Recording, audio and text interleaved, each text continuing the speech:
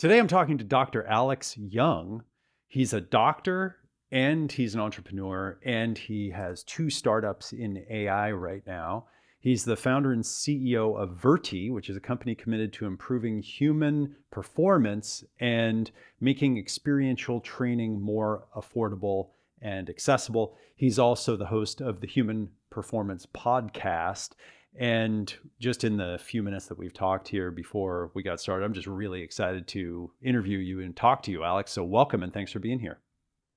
Thank you so much. I think it's going to be a really fun and exciting conversation. All right. So just tell us a little bit. You're a doctor and an entrepreneur. I don't meet many people who have done those two things. How did that happen? I think it happened because I'm just very strange.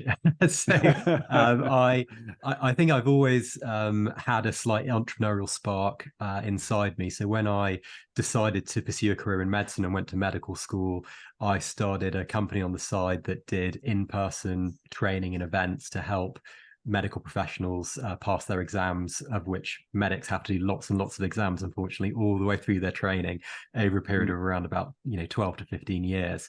And I chose a career in medicine because I wanted to do something that's very practical, that helped people, but also because I enjoyed speaking to people and I enjoyed working in teams.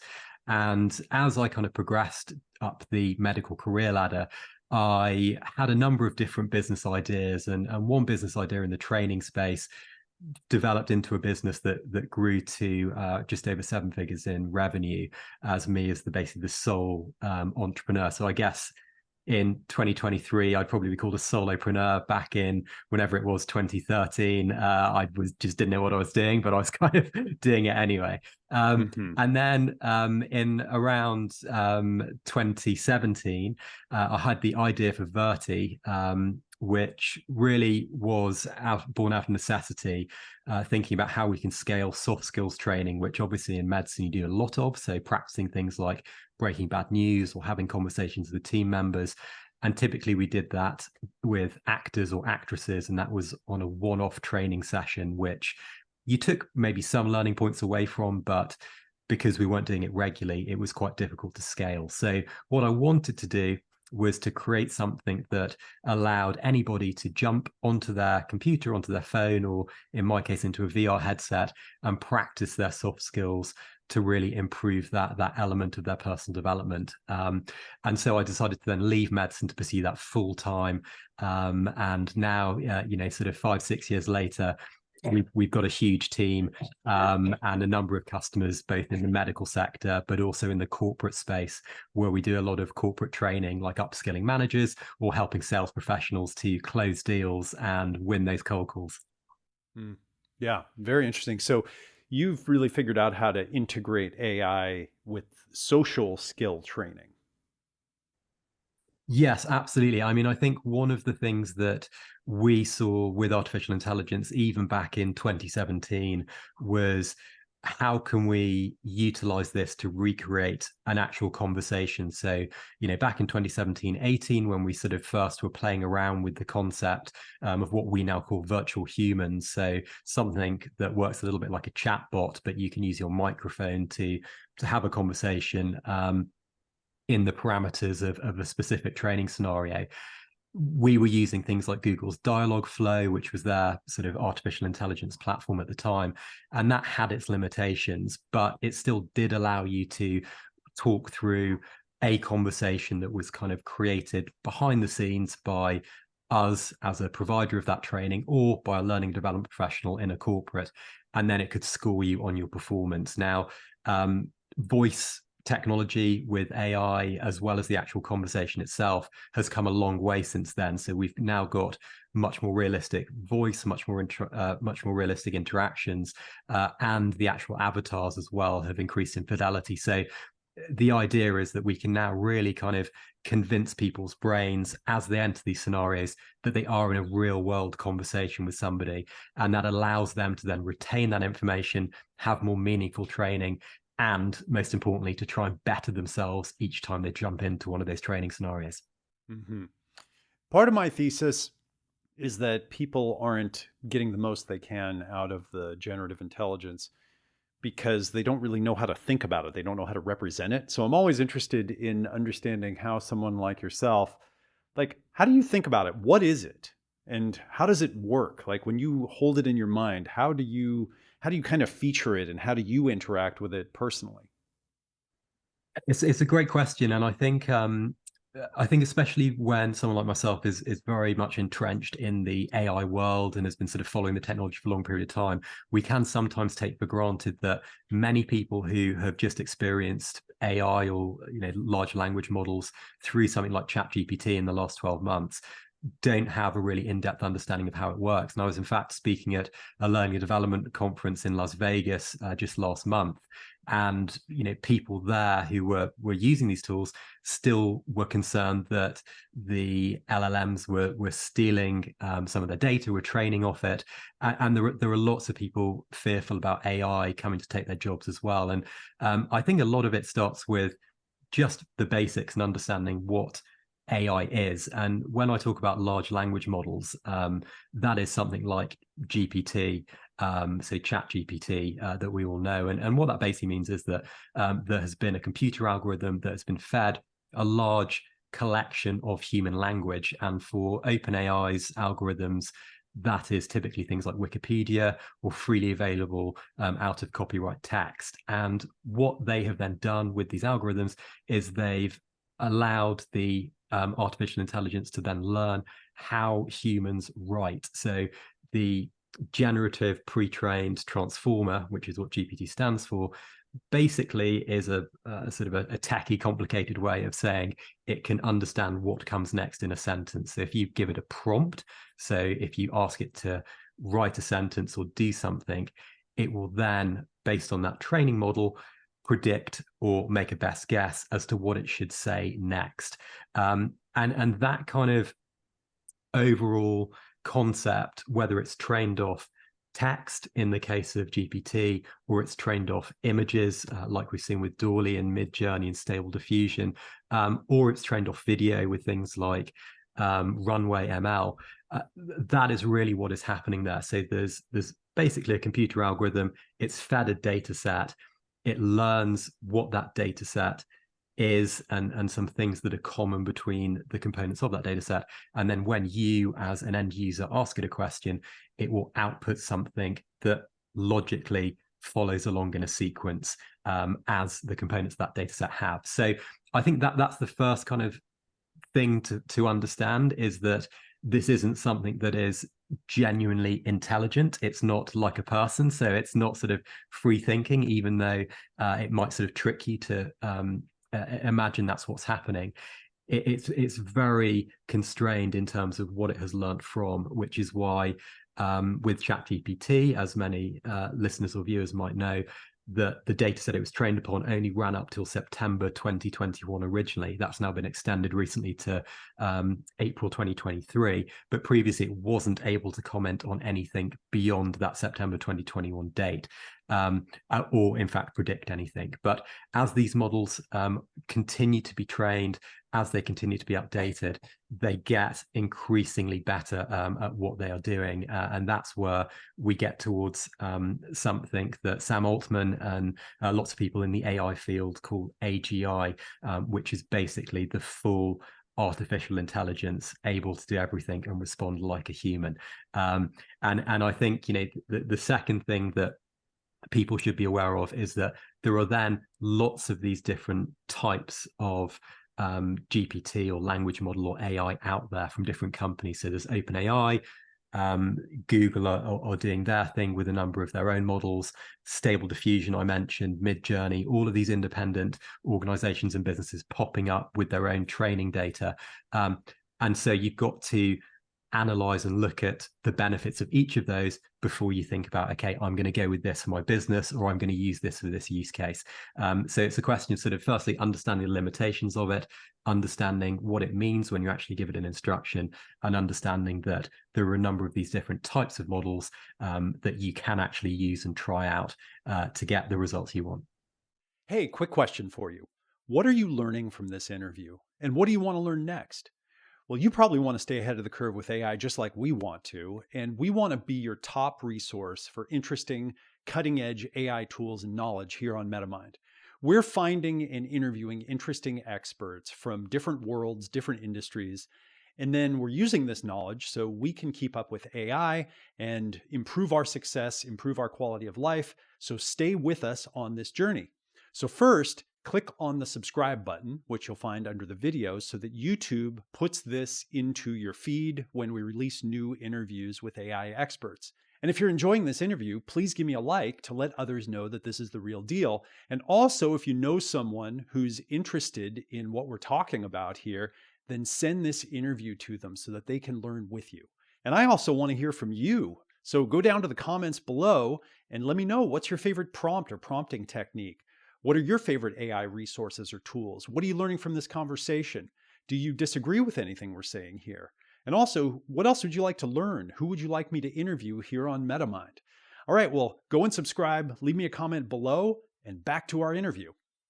Yeah, and I think a takeaway, I'm kind of reading into what you're saying, but something that I believe, and I think you do too, is that you can develop a skill in interacting with these things. And the better, the stronger your skills, the better the results you're going to get, sometimes dramatically. Yeah. 100%. I mean, I think that's one of the big things that's come out of certainly ChatGPT being openly available to anybody, which is the results and the outputs are really dependent on the inputs. And I think that's the point where, human creativity and having a human driver behind the AI is so important. Now, it might be at some point in the future, the AI becomes so good, it can interpret and read even the most basic instructions. But just like if you're delegating to someone at work or to a contractor, unless you really outline what you want from them, and unless you give them an example of that output, you're leaving a lot open to interpretation. So no different to outsourcing something to a contractor that you might not have met before. With an AI or with a model, you need to be as specific as possible in order to get what you want. Yeah, we all have to get better at specifications, like specifying what it is that we want. Most people are, unfortunately, most of us, we didn't grow up learning to ask good questions, and we kind of confuse like how we get data from other people with our own projections in a lot of ways. And so, yeah, getting really good at specifying who you are and what you're asking and what you want the output to be.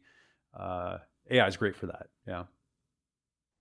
For sure. And I think, taking that analogy a little bit further between sort of asking a human or giving instructions to a human or just conveying information, with doing exactly the same with an AI. One of the great things is, just like you can learn communication skills, you can learn soft skills, you can learn to be what's called a prompt engineer. And a lot of that is around understanding what structure is best to use. So just before, I mentioned giving the AI an example of what you want output. Now, lots of people, when they first kind of log into something like ChatGPT or any AI system, especially the image generation systems, might just give a very basic instruction. So, write me a blog post on marketing. If you're not giving really detailed information, like this is what I want my H1, H2 headers to be, I would like you to output this using HTML code in the code window so I can copy it. Here's an example of a blog post or a blog format. That second option is going to give you a much better result, much more focused result that you can then work with, rather than, expecting something of the AI and then getting frustrated when it doesn't produce exactly what you want. Mm-hmm. When I teach copywriting, which I have for many years, I usually start by saying, okay, so today we're going to be studying how to think, but the content is copywriting, because when you learn to put words together in a compelling way, you're putting thoughts together in a way that's very intentional and makes sense. And I really find that prompting and copywriting and thinking, they're all related. They're all practices in specifications in a lot of ways. Absolutely. And I think, we saw with sort of social media, that a lot of people who could write effectively and were very good copywriters, or who learned to be very good copywriters, did very well on social media, particularly on short form platforms like Twitter and LinkedIn, where they could really kind of engage people at scale. And the same is true with AI now. So we've just seen at OpenAI's developer conference a few weeks ago that now you're able to code your own GPT. And when I say code, it's all done through natural language, so through conversation. So you can actually have a conversation with the AI and instruct it exactly what you want your GPT to do. And we've also seen things like Code Interpreter integrated in OpenAI's platform, where you can actually build or code a website or a widget just by using your own language. So suddenly we've got a massive portion of the population who might not be developers, but who might be very creative or have very good ideas, or who might be very good at copywriting or just language in general, suddenly able to create things in a short space of time that they weren't able to do so before, which I think is very exciting, because then you're suddenly unlocking all of that creativity, and you've got all of these people who previously had a huge barrier to solving problems, whether that's business problems or whether it's problems for other people. Suddenly they got that door opened, and that is just absolutely fascinating and very, very exciting. What are some of your favorite kind of prompt crafting hacks that you've discovered that when you're prompting you use that help you be more effective? Yeah, so I think for me, my kind of basic go-to structure is, first of all, to set a role for the AI. So this is specifically around large language models where you're dealing with text. But I think if you set the AI and give it a role, so let's use copywriting for example. So you might say you are a copywriting expert, and then you set your basic instruction next. So role, then you give it an instruction, and then you give it some parameters to operate in. So you might say, as my instruction, I want you to write a Twitter post about how to be a good copywriter.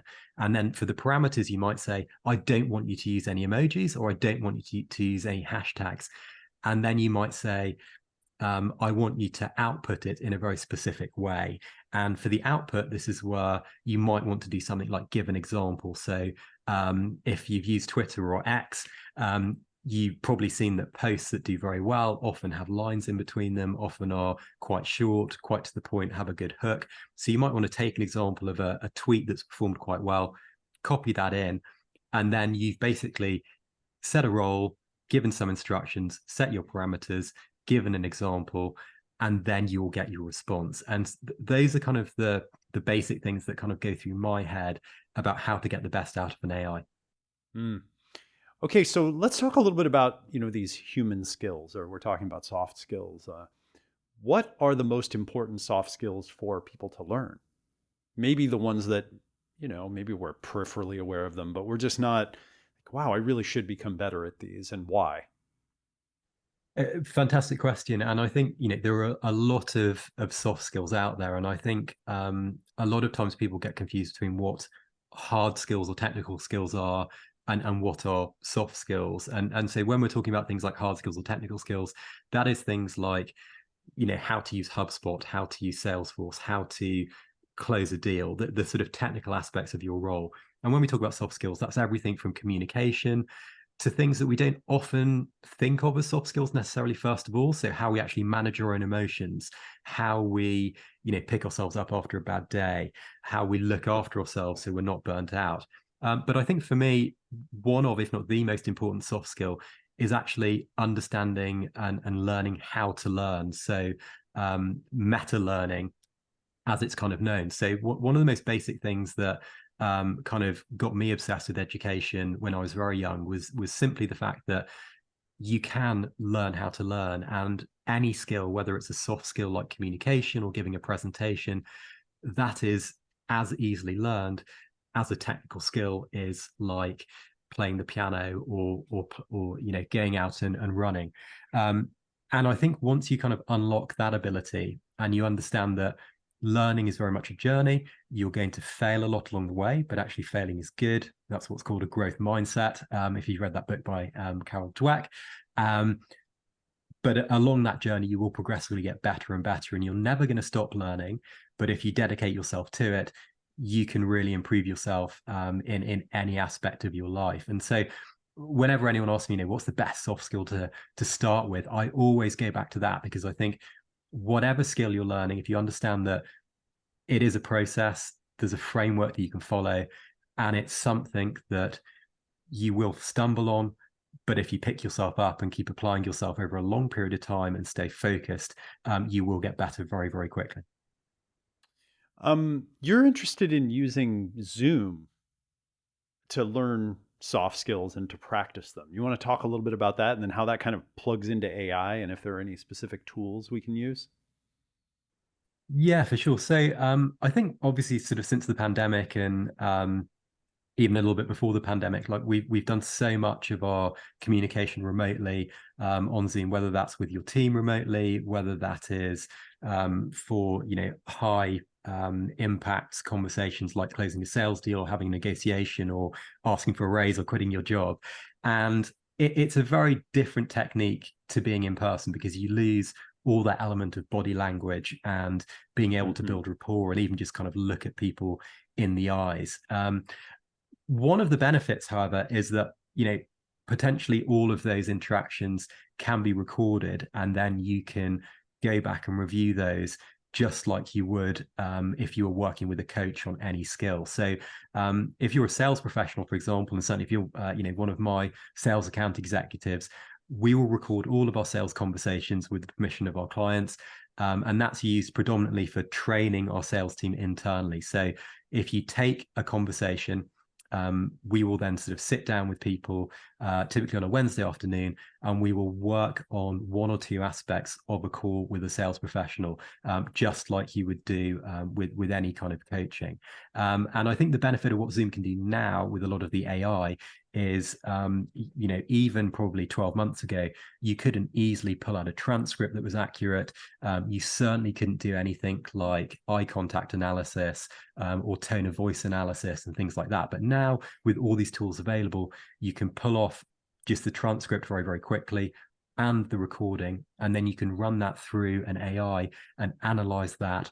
And I think one of the things that's fascinating for me there is that, a little bit like we do with our virtual humans, not only is it helpful to the learner to practice, but to the organization, you can actually start to build up a gold standard for what is good communication in a certain circumstance. So if you think about, your best closer, your best sales professional, the person who consistently hits their quota every single quarter, it might be almost a little bit tangential, like how they do that, and what is their secret. And a lot of people think people are just born that way and they're just amazing sales professionals. But if you can break that down and you can analyze what they're doing and quantify that, then you can start to then teach those skills to other people and replicate that.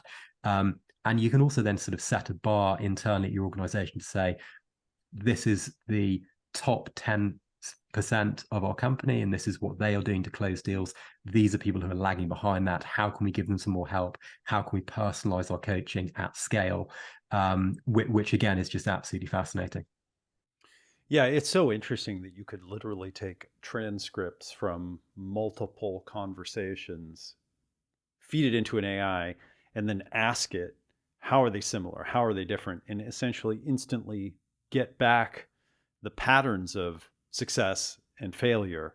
One of my friends, who's an AI expert, he said that what AI is really good at is taking really large data sets and relating them to each other.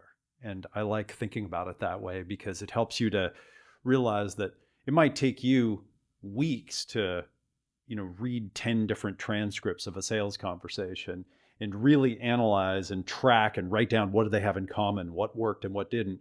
Whereas it can all happen literally instantly if they're fed into a large language model. 100%. And I think that scalability is really where the power of AI comes into its own, because that's a fantastic example where you might have a huge sales enablement team. You might have lots of managers, lots of sales trainers who, typically would spend ages and ages going through those transcripts, going through those data sets, cross-correlating it with the actual deal close rates in tools like HubSpot. within AI, you can do that all very, very quickly. And especially if you kind of build out your own dashboard with some of the APIs and the integrations, that suddenly takes all of that manual labor off your sales enablement team so that they can focus on what counts, which is the personalized coaching and actually identifying where the gaps are that they can improve upon. Yeah, yeah, excellent. You're interested in the intersection of AI and VR, artificial intelligence and virtual reality. So what's happening there and what are you doing there? Yes, VR has been on a pretty wild journey. So, even back in the 1980s when it first kind of popped up with NASA astronauts using it and loads of weird and wonderful use cases in between, it kind of had a bit of a resurgence back in 2017 where we saw Meta acquire Oculus and lots of interesting kind of use cases spring up. And then it kind of went through that adoption curve where it sort of fell off a little bit and people were saying that virtual reality had died. And now we're sort of back on that upslope with lots of great content out there, lots of really large organizations utilizing virtual reality across a number of different use cases internally, everything from having meetings in the metaverse and in virtual reality and augmented reality. We've recently seen Mark Zuckerberg and Alex Friedman do a really compelling demonstration of what that might look like in the future, where it can actually scan and take an image of your face and then project that into an environment to give you that sense of real proximity to someone that you're speaking with. And you can do things like training, which is basically what we do. And I think certainly with things like Apple's headset coming out next year, we're going to continue to see growth in the virtual reality and augmented reality space.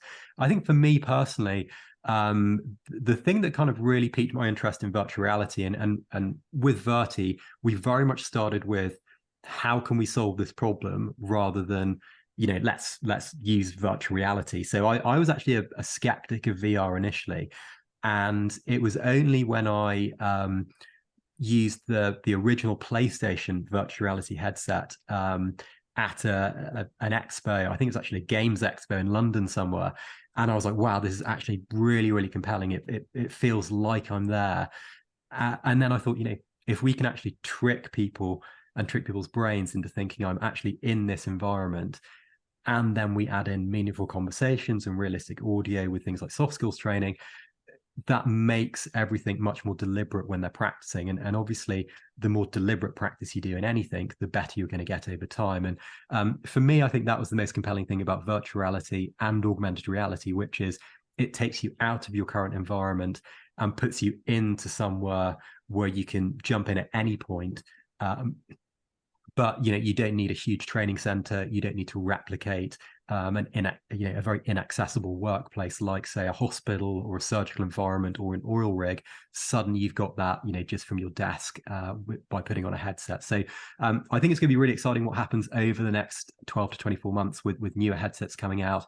A lot of the headsets now do both virtual reality and augmented reality, so that you can jump into a foreign environment and then with the press of a button you can see a virtual keyboard and be sat at your desk and interacting with things, which just gives you a lot more a lot more freedom, and it's going to be really interesting seeing that combined with everything that's happening in AI as well. Yeah, it really feels like with the Apple Vision coming out that it could be the moment, right? Just it could be the moment. All the reviews I've heard of it sounds like we might be there. I think so. I mean, it's been very interesting looking at what Apple is sort of focusing on, and certainly with the price point of the headset, they're obviously a little bit like Microsoft did with the HoloLens, targeting those enterprise customers and some of those use cases, especially around things like productivity, which if anyone can crack that market, it's going to be Apple, with traditionally how they've approached things. So I think that's really exciting. It's really exciting for a lot of people who've been working in the virtual reality and augmented reality space for a little while now, who have got some fantastic content, but maybe the market just hasn't been there to distribute that at scale. So I think as more and more doors are sort of and barriers are kicked down with new technology, with advances, with more lightweight headsets, with longer battery lives, it just opens things up for more people to experience that and then find their own use cases internally. Okay, quick action step here. So the key is learning how to prompt better. You start out prompting by just asking questions and talking to AI like it's a helper. But you quickly realize that getting better at prompting is a huge accelerator and game changer for your own success in life. So these prompts will not only help you get a lot more done faster and accelerate your success, but they'll also help you really get prompting and get better at it. You can get all of these as a gift from me just by going to metamind.co/gift. That's metamind.co/gift, and I'll put that link below, and then just opt in to get it. I've also created a powerful video for you called AI in the Future of Business and Work and Success that demonstrates some of the key mindsets and prompting strategies to help you get up to speed and get a lot more out of generative AI. And it's also included as a free gift when you register. So just head over to metamind.co/gift to get your AI Accelerator Prompt Pack and the other free goodies. All right, back to our interview. Yeah, so you're focusing on helping people learn all these new skills. And apparently we're all going to be needing to learn skills faster, new skills faster into the future because there's all this opportunity. Well, let's talk about the other side just for a moment. I mean, I've kind of chosen to be 80% optimistic, 20% pessimistic so that I've got, a foot in reality with, all my unbridled optimism and so forth. But what do you think about some of the dangers or the potential negatives of AI? So I think I'm exactly the same. I think you've got to be realistic with how fast things are moving. So I think it's, just like anything, like, the Industrial Revolution, like the microchip, like computers. There are always people who, don't like change. We as humans would much prefer to be comfortable sat on our sofa than doing anything hard that means we have to change and learn new things. But if you do that, then you're going to be at the forefront of what's happening, and you're going to be better placed and probably less anxious about what might happen in the future. Now, that being said, I think you're absolutely right. And I think Elon Musk has said this. I think Mark Zuckerberg has said this. Sam Altman certainly said this. There are a lot of tasks and jobs at the moment done by humans that are repetitive, that even now AI can augment and potentially replace. And we've all seen the news stories of CEOs of companies trying to make cost savings by sacking all of their copywriting team and getting one person to run AI copywriting at scale. And I think while that's an extreme example, it does give you an idea of if AI continues to evolve and it specifically is allowing people to either create content, create art at scale, there are going to be certain industries, there are going to be certain companies, there are going to be certain jobs that are under threat. And probably the most meta thing that has happened recently is when OpenAI released their GPTs, so your ability to create your own GPT yourself. They included their document upload ability, and previously there were thousands and thousands of startups and SaaS entrepreneurs who'd created these little kind of plugins for different platforms where you could upload a document and then use GPT, and they were generating a lot of revenue. And now a lot of those are really kind of under threat because OpenAI has embedded that into their own system.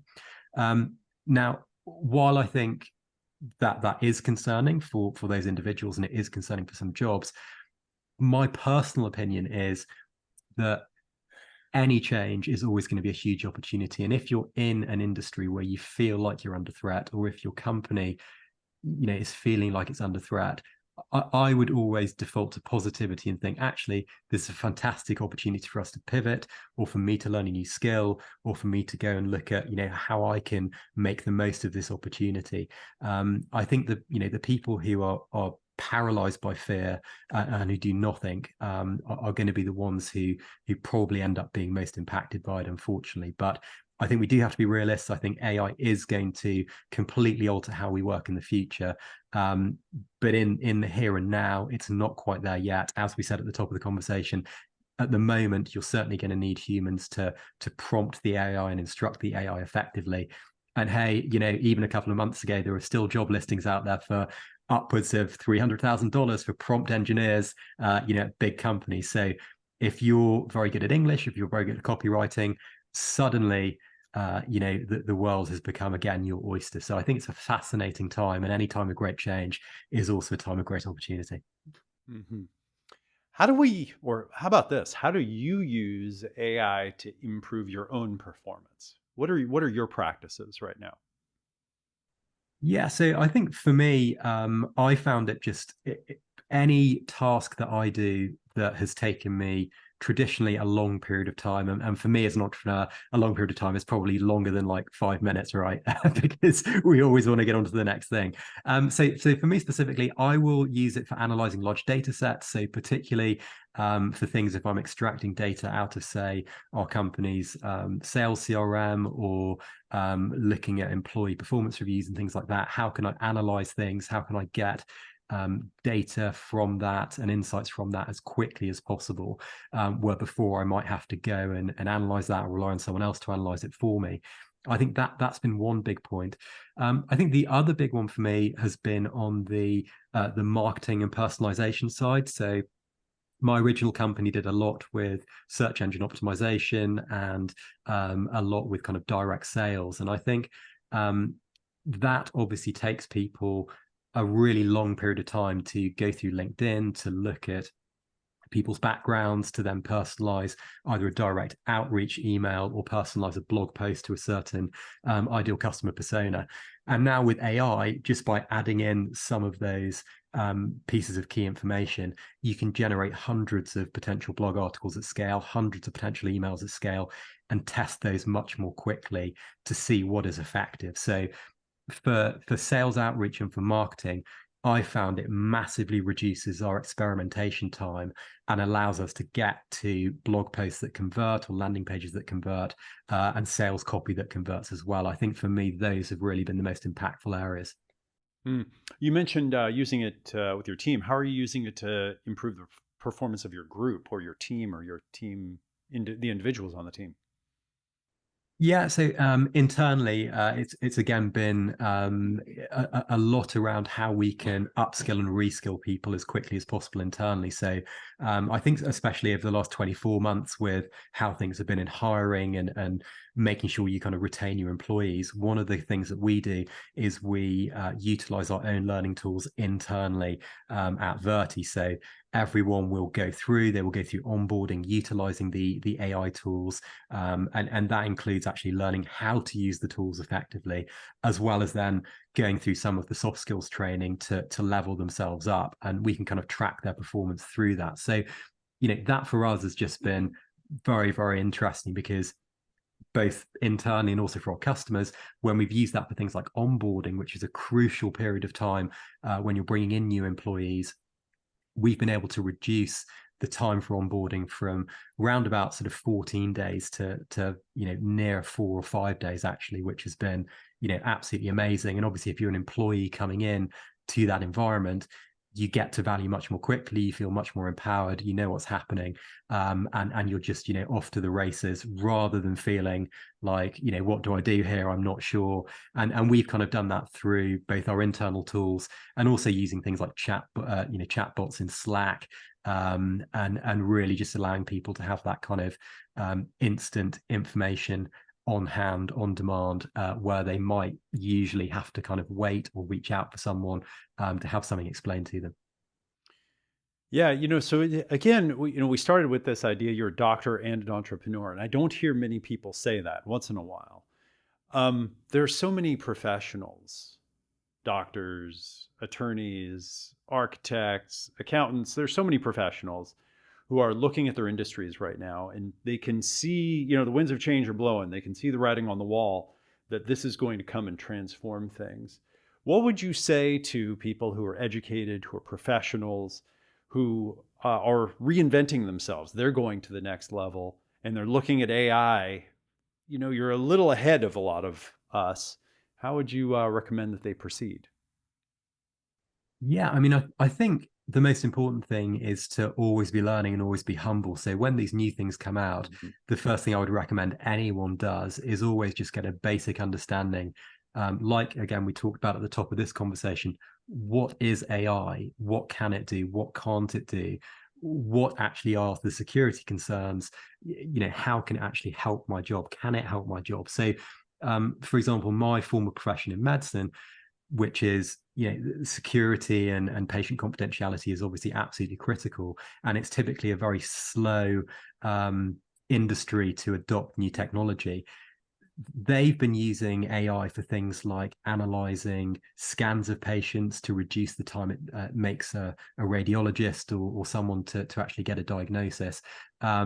They've been using it for analyzing things like skin cancers at scale, if there's a lack of dermatologists, to then reduce that workload on the system.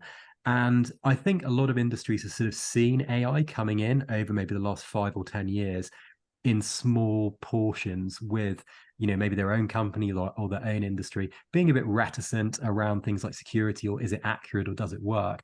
And I think now that just at the consumer level, everyone is using ChatGPT, and everyone is familiar with AI and becoming more knowledgeable about what it can do and can't do.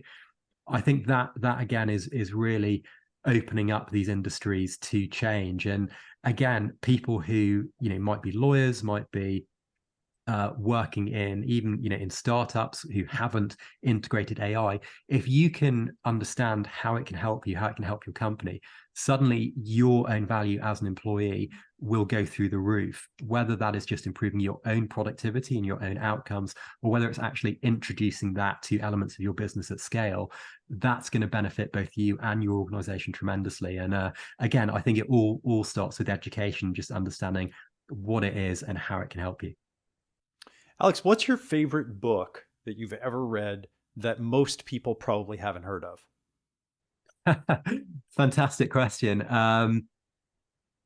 That is a good one. So I think for me, in terms of the haven't heard of, I guess because of the sector that I come from, my personal favorite book of all time is one called The E-Myth, by David Gerber. So that's my favorite because it was the first kind of proper, I guess, entrepreneur book that was very practical in how it explained scaling systems and putting process in place to then create a business that was profitable, and how to move yourself out of the business.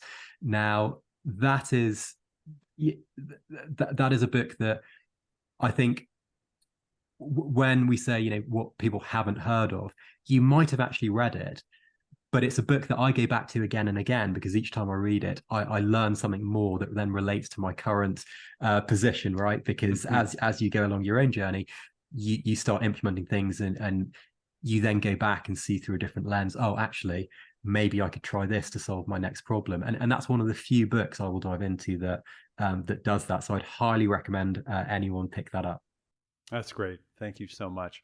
And thank you for coming and having this conversation with me, Alex. It was great meeting you and great talking with you. It's been an absolute pleasure. Thank you so much. So thank you for watching another Metamind AI interview. Remember to keep practicing prompting, keep learning, get our prompt pack and quick start video, watch our other videos to learn from other AI experts, and stay tuned to us here on Metamind. Stay subscribed because this is going to get really interesting.